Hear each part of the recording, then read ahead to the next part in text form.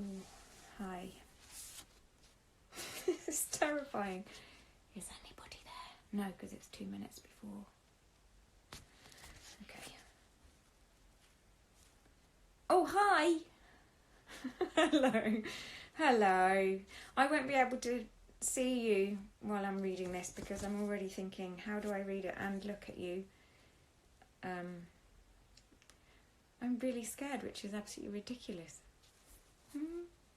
Anyway, thanks for the love hearts. Hi, Leo. Okay. We've got 2 minutes. Does anyone want to ask me anything? And I should have got a glass of wine. Oh, damn it. That would have made it much better. Now I've got some cordial. Oh. It's quite weird not being able to speak to you, but your lovely messages. How's my quarantine going? It's not the greatest, is it? I mean, I'm really, really lucky, but I feel a bit weird. Sometimes you just want to stay with your head under the covers. I've been doing a lot of digging of brambles. And so that's making it easier. It's so weird not being able to speak. Go and get wine, we'll wait. I can't go and get wine now. I'll get wine next time. I'll wave through the window. Leo, can you text Ferdy to bring me some wine, please? Thanks. Cheers. Right, okay. We've got 1 minute to go. You're so welcome. Oh, hello. Hello, Delia. Hello. Hello, Erdnick. I'm not going to be able to talk to you at all through this, so forgive me, I'm going to be well rude. I did a little test run earlier, and it seemed to go on for hours. So I'm not going to read fast, but if you get fed up, I think I'm going to save it so you can listen to it at night time when you're ready for bed. Hi. Moral support. All right, okay, it's 9 o'clock. Let's do this. Ready? Okay. Comet in Moominland. Chapter 1. The Moomin family had been living for some weeks in the valley where they had found their house after the dreadful flood, which is another story. It was a wonderful valley, full of happy little animals and flowering trees, and there was a clear, narrow river that came down from the mountain, looped around Moomin House, and disappeared in the direction of another valley, where no doubt other little animals wondered where it came from. One morning, it was the morning that Moomin Troll's papa finished building a bridge over the river, the little animal, Sniff, made a discovery. There were still plenty of things left for them to discover in the valley. He was wandering in the forest when he suddenly noticed a path that he had never seen before, winding mysteriously into the green shadows. Sniff was spellbound and stood gazing at it for several minutes. It's funny about paths and rivers, he mused. You see them go by, and suddenly you feel upset and want to be somewhere else, wherever the path or the river is going, perhaps. I shall have to tell Moomin Troll about this, and we can explore it together, because it would be a bit risky for me to go alone. Then he carved a secret sign on a tree trunk with his penknife so that he could find the place again, and thought proudly, Moomin Troll will be surprised. And after that he scooted home as fast as he could so as not to be late for lunch. Moomin Troll was just putting up a swing when Sniff got home. He seemed very interested in the mysterious path, and directly after lunch they set off to have a look for it. Halfway up the hill, on their way, grew a clump of blue trees covered with big yellow pears. And of course they couldn't get past that without Sniff deciding that he was hungry. We'd better only take the windfalls, said Moomin Troll, because Mama makes jam from these. But they had to shake the tree a little so that there were some windfalls. Sniff was very pleased with their haul. You can carry the provisions, he said, because you haven't got anything else to do, have you? I'm too busy to think about things like that when I'm the path pioneer. When they reached the top of the hill, they turned and looked down at the valley. Moomin House was just a blue dot, and the river a narrow ribbon of green. The swing they couldn't see at all. "We've never been such a long way from home before," said Moomintroll, and a little goose-fleshy thrill of excitement came over them at the thought. Sniff started to snuffle about. He looked at the sun, felt the direction of the wind, sniffed the air, and in fact behaved in every way like a great path pioneer.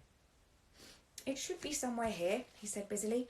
"I made a secret sign with my knife on a plum tree just where it began."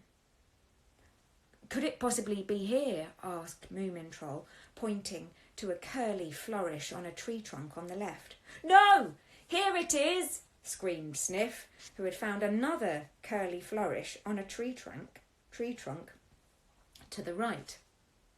At the same time, they both caught sight of a third curly flourish on a tree trunk right in front of them, but it was terribly high up, at least 3 feet above the ground. I'm sorry, guys. This is more nerve-wracking than I thought. "That's it, I'm sure," said Sniff, stretching himself. "I must be taller than I thought." "Well, strike me pink," exclaimed Moomintroll, looking around. "There are curly flourishes everywhere, and some of them are nearly 100 feet up. I think you've found a haunted path, Sniff, and now the spooks are trying to stop us using it. What do you say to that?" Sniff didn't say anything, but he got very pale about the nose, and at that moment a cackle of spooky laughter broke the silence, and down fell a big blue plum, which nearly hit Moomintroll in the eye. Sniff gave a screech of terror and ran for cover, but Moomintroll was just angry and decided to have a look for the enemy when all of a sudden he saw who it was. For the first time in his life, he was face to face with a silk monkey. She was crouching in the fork of a tree, a small, dark, velvety ball. Her face was round and much lighter than the rest of her, about the colour of Sniff's nose when he had washed rather carelessly, and her laugh was 10 times bigger than herself. "Stop that horrible cackling!" shouted Moomintroll when he saw that she was smaller than he. "This is our valley. You can go and laugh somewhere else." Wretch, muttered Sniff, pretending he hadn't been frightened. But the silk monkey just hung by her tail and laughed louder than ever. Then she threw some more plums at them and disappeared into the forest with a parting hoot of evil laughter. "She's running away!" screamed Sniff. "Come on, let's follow her." So off they rushed, scrambling headlong through bushes and brambles under a perfect rain of ripe berries and fir cones, while all the little animals underfoot escaped into their holes as quickly as they possibly could. The silk monkey swung from tree to tree in front of them. She hadn't enjoyed herself so much for weeks. "Don't you think it's ridiculous to run after a silly little monkey like that?" panted Sniff at last. "I don't see that she matters." Moomintroll agreed to this, and they sat down under a tree and pretended to be thinking about something important. The silk monkey made herself comfortable in the fork of a tree above them and tried to look important too. She was having nearly as much fun as before. "Take no notice of her," whispered Moomintroll. Out loud he said, "Good spot this, isn't it, Sniff?" "Yes, interesting looking path too," Sniff answered. "Path," repeated Moomintroll thoughtfully. And then he suddenly noticed where they were. "Why, this must be the mysterious path," he gasped. It certainly looked most mysterious. Overhead, the branches of the plum trees, oaks and silver poplars met and formed a dark tunnel which led away into the unknown. "Now, we must take this path seriously," said Sniff, remembering that he was the path pioneer. "I'll look for bypaths, and you knock 3 times if you see anything dangerous." "What shall I knock on?" said Moomintroll. "Whatever you like," said Sniff, "only don't talk. And what have you done with the provisions? I suppose you've lost them." Oh dear, do I have to do everything myself? Moomintroll wrinkled his forehead dejectedly, but did not answer. So they wandered farther into the green tunnel, Sniff looking for bypaths, Moomintroll looking for dangerous intruders, and the silk monkey leaping overhead from branch to branch. The path wound in and out of the trees, getting narrower and narrower, until at last it petered out altogether. Moomintroll looked baffled. Well, that seems to be that, he said. It ought to have led to something very special. They stood still and looked at each other in disappointment. But as they stood, a whiff of salt wind blew in their faces, and a faint sighing could be heard in the distance. "It must be the sea!" exclaimed Moomintroll with a whoop of joy, and he started running upwind, his heart thumping with excitement, for if there's anything Moomintrolls really love, it is bathing. "Wait!" screamed Sniff. "Don't leave me behind!" But Moomintroll didn't stop till he came to the sea, and there he sat down and solemnly watched the waves, rolling in, one after another, each with its crest of white foam. After a while, Sniff came out from the fringe of the wood and joined him. "It's cold here," he said. "By the way, do you remember when we sailed with the Hattie-Fatteners in that dreadful storm, and I was so seasick?" "That's quite another story," said Moomintroll. "Now, I'm going to bathe."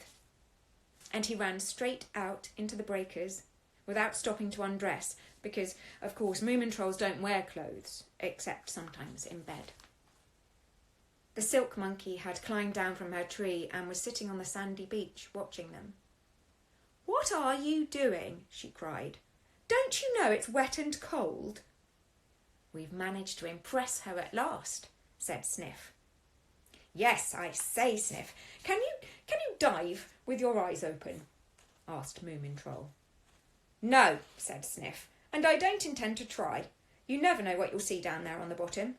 If you do it, don't blame me if something awful happens."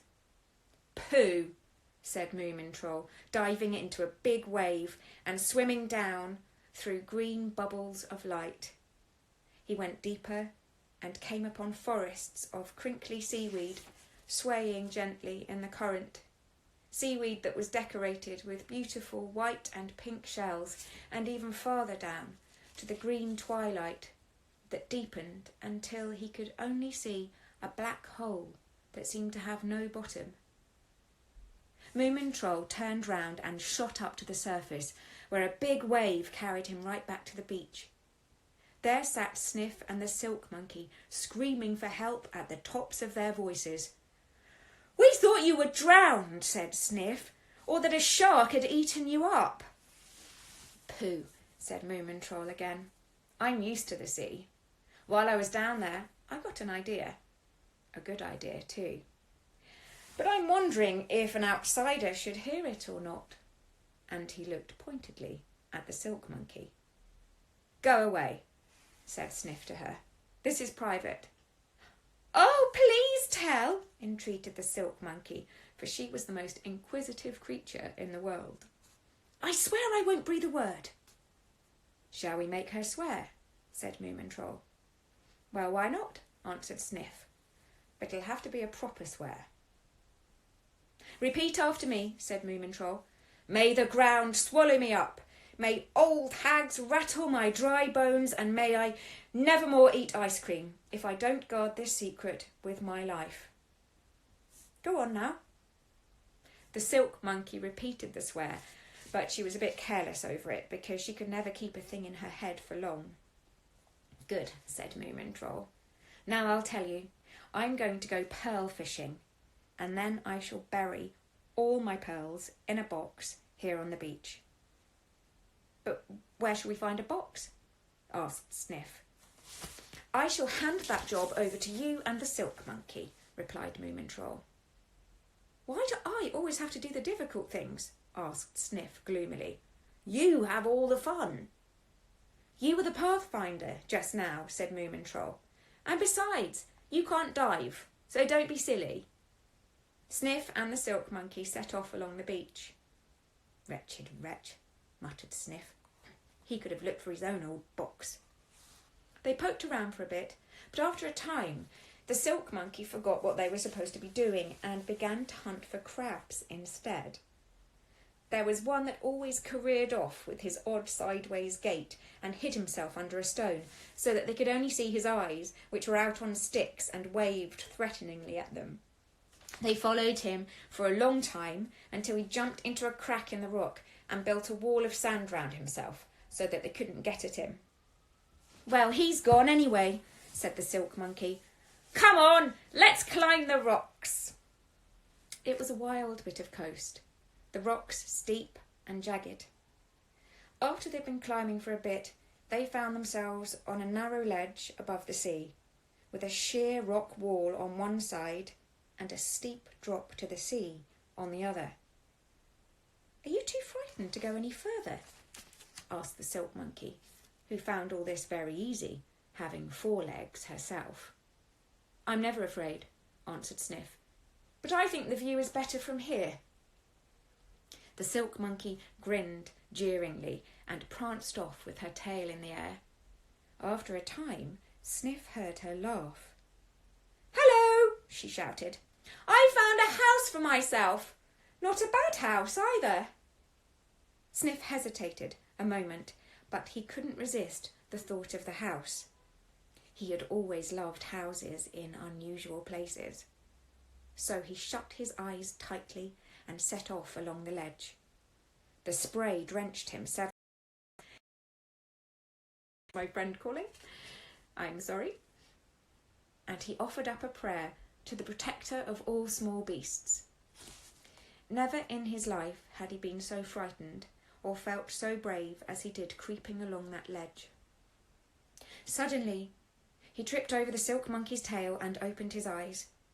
She was lying on her tummy with her head stuck into a hole in the rock, talking and laughing, 19 to the dozen. "Well," said Sniff, "where's this house you were talking about?" "In here!" screeched the silk monkey, and she disappeared completely into the rock. Then Sniff saw that it was a cave, a real cave, such as he had always dreamed of finding. Its mouth was rather small, but inside it opened up into a big room. The rocky walls rose smoothly up to a gap in the roof, which let in the sunlight, and the floor was covered with smooth white sand. The silk monkey scuffled off to a cranny in one corner of the cave and started to sniff and poke at the sand. "There may be a lot of crabs here," she cried. "Come and help me look."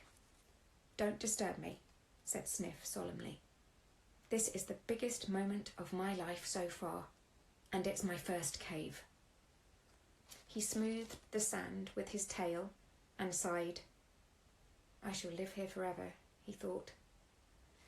"I shall put up little shelves and dig a sleeping hole in the sand and have a lamp burning in the evenings. And perhaps I'll make a rope ladder so that I can go up to the roof and look at the sea. Moomintroll will be surprised." And then suddenly he remembered Moomintroll's pearl fishing and the box. "I say, Silk Monkey," he said, "what about that box? Do you think Moomintroll really needs it?" "What box?" said the Silk Monkey, whose memory was exceedingly short. "Come on, I think it's beginning to get boring here." And in a twinkling she was out of the cave, back along the ledge and down on the sand again. Sniff followed slowly. Several times he turned round and looked back at the cave proudly. He was so full of it that he quite forgot to be afraid on the dangerous ledge, and he was still deep in thought as he trudged along the beach to the place where they had left Moomintroll pearl fishing. There was already a row of shining pearls, and out in the breakers Moomintroll was bobbing up and down like a cork, while the Silk Monkey sat on the sand, busily scratching herself. "I am the treasurer," she said importantly. "Now I've counted these pearls 5 times, and each time comes to a different answer. Isn't that extraordinary?" Moomintroll waded out of the water with his arms full of oysters. He even had several on his tail. "Phew," he said, shaking the seaweed out of his eyes. "That'll do for today. Where's that box?" "There weren't so many good boxes on this beach," said Sniff. "But I've made a great discovery." "What was that?" asked Moomin Troll. For a discovery, next to mysterious paths, bathing and secrets, was what he liked most of all. Sniff paused and then said dramatically, "A cave." "A real cave?" asked Moomin Troll, "with a hole to creep in through and rocky walls and a sandy floor?" "Everything," answered Sniff proudly. "A real cave that I found myself." He winked at the silk monkey, but she was counting the pearls for the 8th time and wasn't bothering herself about the cave anymore. "That's splendid," said Moomin Troll. "Wonderful news. A cave is much better than a box. We'll take the pearls there at once." "That's just what I had thought of doing myself," said Sniff.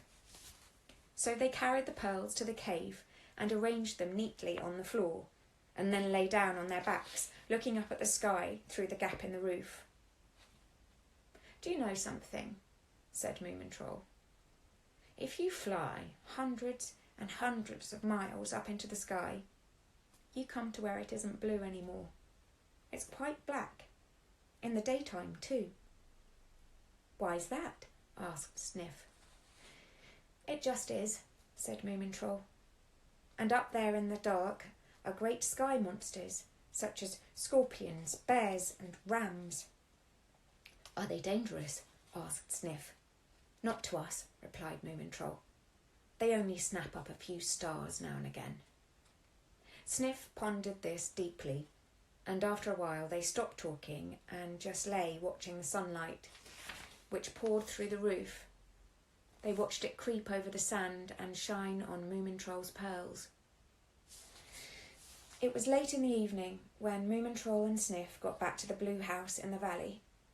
The river flowed with hardly a ripple under the bridge, which showed up vividly in its new coat of paint, and Moomin Mamma was arranging shells around the flower beds. "We've had supper," she said. "You'd better see what you can find in the larder, my dears." Moomin Troll was hopping with excitement. "We've been at least 100 miles from here," he said. "We followed a mysterious path, and I found something terribly valuable that begins with P and ends with L. But I can't tell you what it is because I'm bound by a swear." "And I found something that begins with C and ends with E," squeaked Sniff.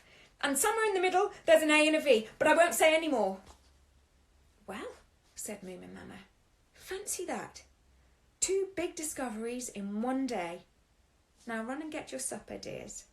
The soup is keeping hot on the stove, and don't clatter about too much because Papa is writing." And she went on laying out shells, 1 blue, 2 white and a red in turns, and it looked very fine indeed. She whistled quietly to herself and thought there was rain in the air. A wind was getting up, and now and again a strong gust shook the trees, turning their leaves inside out. And Moomin Mamma noticed an army of clouds massing on the horizon and beginning to march up the sky. "I do hope there isn't going to be another flood," she thought, picking up some shells that were left over and going into the house as the first drops of rain began to fall. In the kitchen, she found Moomin Troll and Sniff curled up together in a corner, tired out by their adventures. She spread a blanket over them and sat down by the window to darn Moomin Papa's socks. The rain was pattering on the roof and rustling outside, while far away it dripped into Sniff's cave. And deep in the forest, the silk monkey crept further down into her hollow tree and folded her tail around her neck to keep warm. Late that night, when everybody had gone to bed, Moomin Papa heard a plaintive noise. He sat up and listened. The rain gushed down the drain pipes, and somewhere a shutter banged in the wind. Then came the pitiful sound again. he put on his dressing gown and went to have a look around the house. He looked into the sky blue room, into the sun yellow one, and into the spotted one, and everywhere it was silent. At last he drew the heavy bolt of the door and looked out in the rain. His torch lit up a strip of the path, and raindrops glittered like diamonds in the light. "What in the world have we here?" exclaimed Moomin Papa, for on the steps sat something wet and miserable, with shiny black eyes. "I am the muskrat," said the wretched creature faintly. "A philosopher, you know.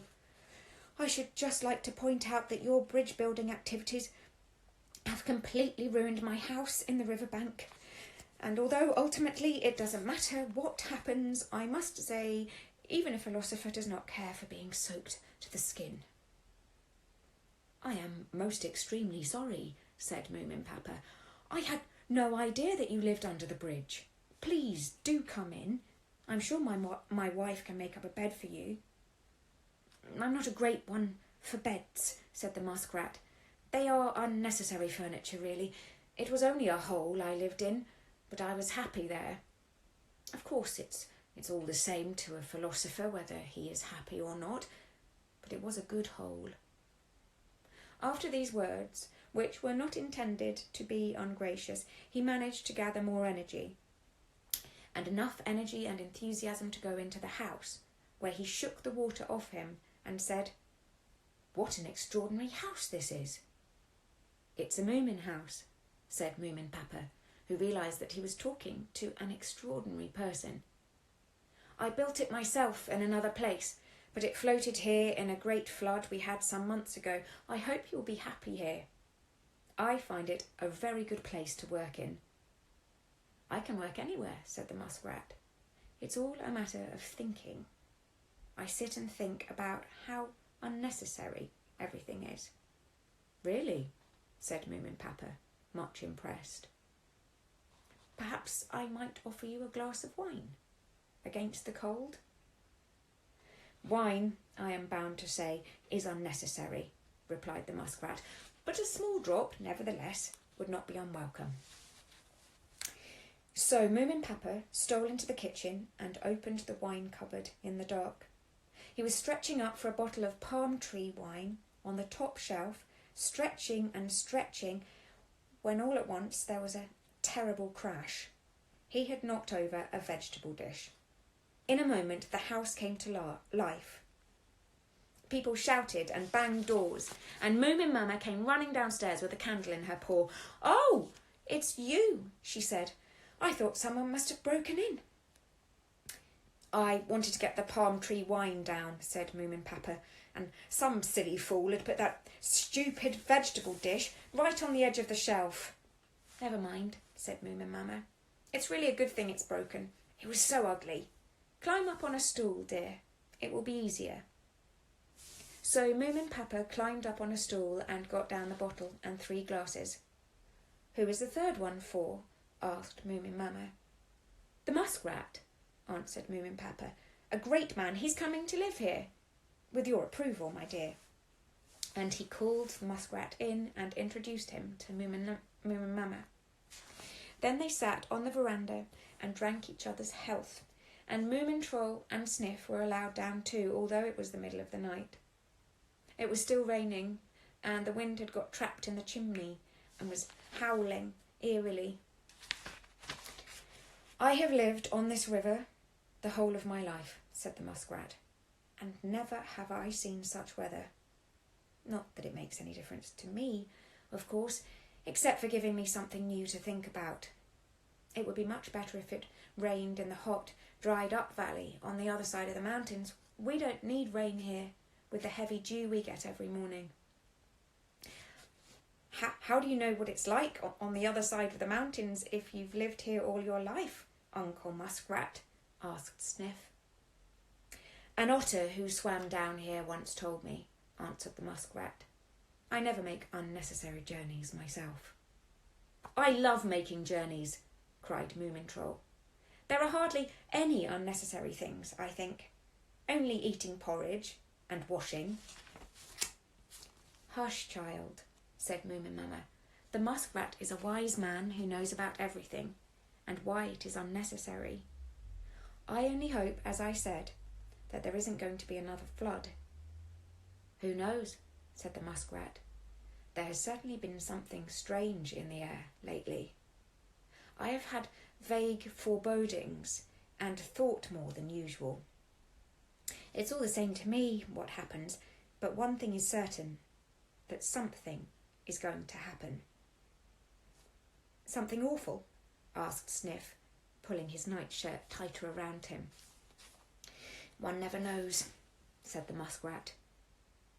Now we'll all go to bed, said Moomin Mama. It's not good for children to hear frightening stories at night.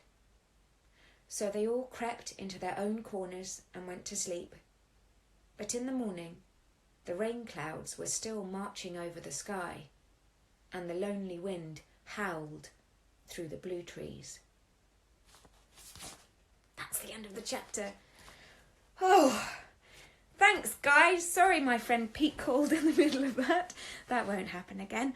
I'm going to just read some of your comments. How was that? Was it all right? Thanks from my dog. I love you too. Marvellous.